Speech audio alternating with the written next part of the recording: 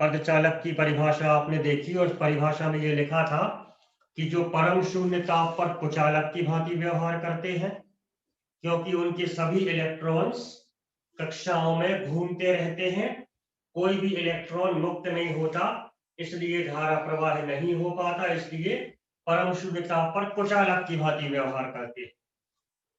मतलब जब इलेक्ट्रॉन घूमते हैं संयोजी बैंड में होते हैं और जब इलेक्ट्रॉन मुक्त होते हैं तो वो चालन बैंड में होते हैं।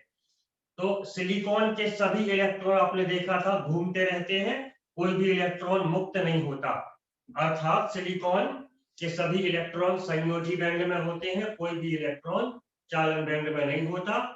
तो परम शून्य ताप पर सिलिकॉन कुचालक की भांति व्यवहार करता है, किंतु सामान्य ताप पर कुछ इलेक्ट्रॉन कुछ बंधों को तोड़कर निकल जाते हैं मतलब चालन बैंड में आ जाते हैं, इसलिए कुछ चालकता प्रदर्शित होने लगती है। अब हम इस प्रश्न को और विस्तार से देखेंगे।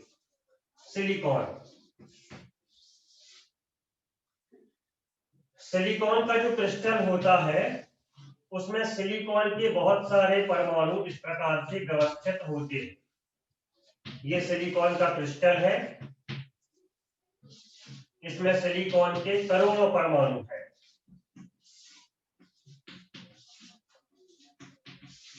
और प्रत्येक सिलिकॉन परमाणु की अंतिम कक्षा में 4 इलेक्ट्रॉन है। ठीक, इसके पास 4 इलेक्ट्रॉन है, तो ये अपने एक इलेक्ट्रॉन को इसके पास घूमने के लिए भेज देता है, बदले में ये अपना एक इलेक्ट्रॉन इसके पास घूमने के लिए भेज देता है। ऐसा ये अपना एक इलेक्ट्रॉन इस वाले के पास ऐसे घूमने के लिए भेजेगा और ये भी अपना एक इलेक्ट्रॉन इसके साथ घूमने के लिए भेजेगा। ये भी इसी प्रकार तीसरा इलेक्ट्रॉन नीचे वाले परमाणु के साथ साझा करेगा, बदले में इसका भी एक इलेक्ट्रॉन इसके साथ साझा करेगा और ये चौथा इलेक्ट्रॉन इस परमाणु के साथ साझेदारी करेगा। तो ये पहला, ये दूसरा, ये तीसरा और ये चौथा, चारों इलेक्ट्रॉन निकटवर्ती 4 परमाणुओं के साथ साझेदारी कर लेते हैं। बदले में उन 4 परमाणुओं के भी एक इलेक्ट्रॉन इससे साझेदारी कर लेते हैं। तो इसके पास कितने इलेक्ट्रॉन घूम रहे हैं? कुल 2, 4, 6 और 8, मतलब ये सेटिस्फाई हो गया। इसी प्रकार ये भी इनसे साझेदारी कर लेगा, इनसे, यहां बगल में और भी होंगे। तो ये सभी परमाणु एक दूसरे के साथ इलेक्ट्रॉनों की साझेदारी करके सेटिस्फाई हो जाते हैं। ये सबकी अंतिम कक्षा में आप कुल मिला के 8 इलेक्ट्रॉन घूम रहे हैं। ये तो हम देखते हैं कि सिलिकॉन क्रिस्टल में सिलिकॉन के सभी परमाणु अपने निकटवर्ती परमाणुओं से इलेक्ट्रॉनों की साझेदारी करके अपना स्टेप पूरा कर लेते हैं।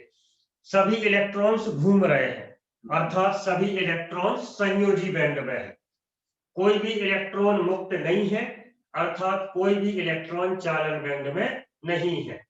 तो यदि हम यहाँ एक विद्युत क्षेत्र लगाएंगे, यहाँ प्लस प्लेट लगाएंगे और यहाँ माइनस प्लेट लगाएंगे, तो कोई भी इलेक्ट्रॉन मुक्त नहीं है, मतलब यहां से यहां तक कोई भी इलेक्ट्रॉन मूव नहीं करेगा, अर्थात विद्युत धारा का प्रवाह नहीं होगा। अर्थात सिलिकॉन इस समय किस अवस्था में है? विद्युत धारा का प्रवाह नहीं कर रहा है, मतलब कुचालक की अवस्था में है। समझ आया? तो ये सिलिकॉन के सभी परमाणु अपने निकटवर्ती परमाणुओं के साथ इलेक्ट्रॉनों की साझेदारी कर लेते हैं, अर्थात कोई भी इलेक्ट्रॉन मुक्त नहीं होता, अर्थात सिलिकॉन कुचालक की भांति व्यवहार करता है। लेकिन ये परम शून्य ताप की सिचुएशन है। नॉर्मल टेम्परेचर कमरे में जो होता है, नॉर्मल ताप जो होता है, उसमें सिलिकॉन का एक बंध टूट जाता है।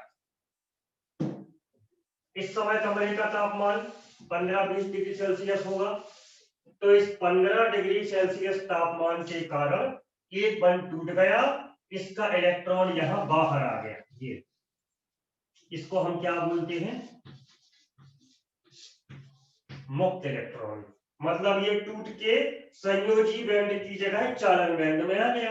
तो एक बंध टूट गया तो एक इलेक्ट्रॉन मुक्त हो गया। लेकिन ये जो बंध बना हुआ था, अब इस बंध में ये स्थान खाली हो गया, यहाँ का इलेक्ट्रॉन के बाहर आ गया, मतलब इस बंध में एक स्थान खाली हो गया। अब इस बंध में कोई भी इलेक्ट्रॉन नहीं है। ठीक है, तो ये जो खाली स्थान बन जाता है जिसमें इलेक्ट्रॉन नहीं होता, इसको भी इलेक्ट्रॉनिक्स में नाम दिया जाता है, इसको बोलते हैं होल। ठीक है, तो अर्धचालक में, फिर सुनिए एक बार, अर्धचालक में या सिलिकॉन में सभी इलेक्ट्रॉन आपस में बंधे हुए होते हैं, कोई भी इलेक्ट्रॉन मुक्त नहीं होता, अर्थात परम शून्य ताप पर सिलिकॉन कुचालक की भांति व्यवहार करता है। किंतु सामान्य ताप पर एक बंध टूट जाने से एक इलेक्ट्रॉन मुक्त हो जाता है, उस इलेक्ट्रॉन की जगह उस बंध में एक खाली स्थान बन जाता है, उस खाली स्थान को बोलते हैं होल। मतलब इस बंध में कोई भी इलेक्ट्रॉन नहीं घूम रहा है, अर्थात ये बंध खाली हो गया है, तो इस खाली स्थान का नाम होता है होल। अब होल करता क्या है? खाली स्थान हमेशा अपने आप को भरने का प्रयास करता है, तो ये खाली स्थान मतलब होल, इस बगल वाले बंध में जो इलेक्ट्रॉन चल रहा है, घूम रहा है, उस इलेक्ट्रॉन को ये होल अपनी तरफ खींच लेता है। ठीक है, क्योंकि ये बंध खाली है, इसलिए ये बंध निकटवर्ती बंध से इलेक्ट्रॉन खींचेगा, तो ये वाला होल भर जाएगा। लेकिन जहां से इलेक्ट्रॉन खींचा है वहां पे खाली स्थान हो जाएगा। ध्यान देना, पहले होल किस बंध में था? इस बंध में। उसने इलेक्ट्रॉन खींचा तो वो तो भर गया, लेकिन जहां से खींचा वहां पर होल उत्पन्न हो गया। अब ये होल भी अपने आप को भरने का प्रयास करेगा, तो ये होल क्या करेगा? इसका इलेक्ट्रॉन खींचेगा, तो इलेक्ट्रॉन खींच के ये खुद तो भर जाएगा, लेकिन वो होल यहां आ जाएगा। समझ आया? तो होल पहले यहां था, फिर यहां आया, फिर यहां आया, और यहां से यहां जाएगा, यहां से यहां जाएगा, यहां से यहां जाएगा, यहां से यहां, इस प्रकार होल क्रिस्टल के अंदर गति करने लगता है। ठीक है, तो इलेक्ट्रॉन कहां जो मुक्त हो गया है वो इस क्रिस्टल के बाहर बाहर गति करेगा, और होल क्रिस्टल के अंदर अंदर गति करेगा। तो याद रखिए, सिलिकॉन में इलेक्ट्रॉन क्रिस्टल के बाहर बाहर गति करते हैं और होल क्रिस्टल के अंदर अंदर गति करते हैं। मतलब सिलिकॉन में दो चीजें होती हैं जो धारा प्रवाह करवाती हैं। जैसे आपने पिछले चैप्टर्स में पढ़ा है कि धातुओं में धारा प्रवाह कौन करवाता है? आंसर है इलेक्ट्रॉन्स करवाते हैं। किसी भी धातु को आप ले लो, तांबे को, एल्यूमिनियम को, लोहे को, चांदी को, उसमें विद्युत धारा का प्रवाह कौन करवाता है? उसमें इलेक्ट्रॉन होते हैं, वो इलेक्ट्रॉन करवाते हैं। ठीक, केमिस्ट्री में आपने पढ़ा है कि जब कोई विलयन होता है उसमें धारा प्रवाह कौन करवाता है? तो आंसर है, केमिस्ट्री में जो विलयन पढ़े हैं, विलयन में धारा प्रवाह आयन करवाते हैं। धातुओं में धारा प्रवाह इलेक्ट्रॉन करवाते हैं, विलयन में धारा प्रवाह आयन करवाते हैं। उसी प्रकार अर्धचालक में धारा प्रवाह कौन करवाते हैं? तो हम देख रहे हैं होल भी गति कर रहा है, होल क्रिस्टल के अंदर में गति कर रहा है, इस बंध से इस बंध में, फिर इस बंध में, फिर इसमें, फिर इसमें, फिर इसमें, क्रिस्टल के अंदर होल और क्रिस्टल के बाहर इलेक्ट्रॉन। तो इलेक्ट्रॉन और होल दोनों धारा प्रवाह करवाते हैं। इलेक्ट्रॉन पर ऋणावेश होता है तो होल पर धनावेश होना चाहिए, स्वाभाविक सी बात है। इलेक्ट्रॉन इस तरफ जा रहा है, होल इस तरफ जा रहा है, उल्टा है, तो यदि इलेक्ट्रॉन पर ऋणावेश है तो होल पर धनावेश होना चाहिए। समझ आया? तो अर्धचालकों में धारा प्रवाह कौन करवाता है, ये परीक्षा में खाली स्थान पूछा जाता है, तो हम लिखेंगे इलेक्ट्रॉन और होल दोनों करवाते हैं। ठीक है, ये जो सिलिकॉन है, इस सिलिकॉन का नाम होता है आंतरिक अर्धचालक। क्यों ऐसा नाम है? क्योंकि सिलिकॉन जैसी अवस्था में होता है उसी अवस्था में अर्धचालक की भांति व्यवहार करता है। हम उसको अचानक बनाते नहीं हैं, सिलिकॉन तो पृथ्वी से निकला और वो अपने आप में ही अर्धचालक की भांति काम करेगा। जैसे चांदी निकली पृथ्वी से बाहर, खोद के हमने निकाली, तो उसमें कुछ करना नहीं पड़ता, वो अपने आप चालक होती है। लकड़ी को हमने पेड़ से काटा तो वो अपने आप कुचालक होती है। तो लकड़ी क्या है? कुचालक। लोहा क्या है? चालक। और सिलिकॉन क्या है? अर्धचालक। समझ आया? तो इसको हम बोलते हैं आंतरिक अर्धचालक, क्योंकि इसमें बिना कुछ मिलाए, बिना कुछ किए, ये स्वयं अपने ही गुणों के कारण अर्धचालक की भांति व्यवहार करता है। देखो सिलिकॉन में कुछ नहीं किया हमने, प्योर सिलिकॉन था, इसको हमने ऑब्जर्व किया, इसके सभी इलेक्ट्रॉन बचे हुए थे, कुचालक की भांति व्यवहार। कमरे के ताप पर एक इलेक्ट्रॉन मुक्त हो गया, एक होल बन गया, मुक्त इलेक्ट्रॉन और होल दोनों गति कर रहे हैं, कुछ चालकता होने लगी। मतलब सिलिकॉन स्वयं अपने गुणों के कारण ही अर्धचालक की भांति व्यवहार करता है। ठीक है, तो इसलिए हम सिलिकॉन को बोलते हैं आंतरिक अर्धचालक। जैसे हमने ये पहले पढ़ा है, पहले आपने पढ़ा हुआ है या सुना हुआ है कि कुछ व्यक्ति होते हैं जो गॉड गिफ्टेड होते हैं, शुरू से ही वो पेंटिंग अच्छी करते हैं या सिंगिंग अच्छी करते हैं या डांसिंग अच्छी करते हैं, बगैर सिखाए, उनमें अपने आप ये गुण होते हैं। तो हम बोलते हैं इसमें अपने आंतरिक गुणों के कारण ही ये पेंटर है या सिंगर है या डांसर है। ठीक है, लेकिन कुछ व्यक्ति होते हैं जो सीख के पेंटर बनते हैं या सीखने के बाद सिंगर बनते हैं या सीखने के बाद डांसर बनते हैं। तो दो अलग अलग बातें होती हैं। इसी प्रकार सिलिकॉन जो है उसमें कुछ किया नहीं गया है, वो अपने आप ही गॉड गिफ्टेड अर्धचालक की भांति व्यवहार कर रहा है, इसलिए इसका नाम क्या है? आंतरिक अर्धचालक या निज अर्धचालक या शुद्ध अर्धचालक। ठीक है, तो पहले हम इसकी परिभाषा नोट करेंगे। परिभाषा क्या है, सुन लीजिए ध्यान से। ऐसे पदार्थ जो बिना कोई अशुद्धि मिलाए स्वयं अपने आंतरिक गुणों के कारण अर्धचालक की भांति व्यवहार करते हैं। बिना कोई अशुद्धि मिलाए अपने ही गुणों के कारण अर्धचालक की भांति व्यवहार करते, उन्हें कहते हैं आंतरिक अर्धचालक। और इसका सबसे फेमस एग्जाम्पल क्या है? सिलिकॉन। तो सिलिकॉन कैसे करता है देख लिया हमने कि सिलिकॉन के सभी इलेक्ट्रॉन बंधे हुए हैं, इसलिए कोई भी इलेक्ट्रॉन मुक्त नहीं है, तो कुचालक की भांति व्यवहार करता है। लेकिन नॉर्मल टेम्परेचर पर एक इलेक्ट्रॉन टूट जाता है, तो एक इलेक्ट्रॉन और एक होल बन जाता है। तो इलेक्ट्रॉन बाहर बाहर गति करेगा, होल अंदर अंदर गति करेगा। इन दोनों के द्वारा ही कुछ विद्युत धारा प्रवाहित हो सकती है। तो सिलिकॉन को हम बोलते हैं आंतरिक या निज या शुद्ध अर्धचालक। ये परिभाषा है। ऐसे पदार्थ जो बिना कोई अशुद्धि मिलाए स्वयं अपने आंतरिक गुणों के कारण अर्धचालक की भांति व्यवहार करता है, उसे आंतरिक अर्धचालक कहते हैं। इसका एग्जाम्पल है सिलिकॉन। सिलिकॉन का प्रत्येक परमाणु निकटवर्ती 4 परमाणुओं से इलेक्ट्रॉनों की साझेदारी कर लेता है। तो हम देख सकते हैं कोई भी इलेक्ट्रॉन परम शून्य ताप पर मुक्त नहीं है, इसका मतलब कुचालक की भांति व्यवहार कर रहा है। लेकिन जो कमरे का तापमान होता है, नॉर्मल टेम्परेचर होता है, उसमें कुछ बंध छूट जाते हैं, कुछ इलेक्ट्रॉन मुक्त हो जाते हैं, जिससे उन स्थानों पर होल उत्पन्न हो जाते हैं। जहां से इलेक्ट्रॉन निकलेगा वहां पर होल बन जाते हैं, और होल क्रिस्टल के अंदर गति करते हैं, इलेक्ट्रॉन क्रिस्टल के बाहर गति करते हैं। इस प्रकार दोनों के द्वारा ही धारा प्रवाह होता है। धातुओं में धारा प्रवाह वाला काम इलेक्ट्रॉन करवाते हैं, विलयनों में धारा प्रवाह वाला काम आयन करवाते हैं, किंतु अर्धचालक में, और स्पेशली आंतरिक अर्धचालक में, धारा प्रवाह का काम इलेक्ट्रॉन और होल दोनों के द्वारा होता है। केवल इलेक्ट्रॉन क्रिस्टल के बाहर बाहर धारा प्रवाह करवाएगा, केवल होल क्रिस्टल के अंदर अंदर धारा प्रवाह करवाएगा। हमें पूरा राउंड करना है, दोनों की आवश्यकता होगी, बाहर से इलेक्ट्रॉन अंदर से होल, तभी तो राउंड पूरा होगा। नेक्स्ट टॉपिक में हम इसको समझेंगे कि धारा प्रवाह दोनों के द्वारा किस प्रकार होता है। ठीक है, इसको नोट कर लो।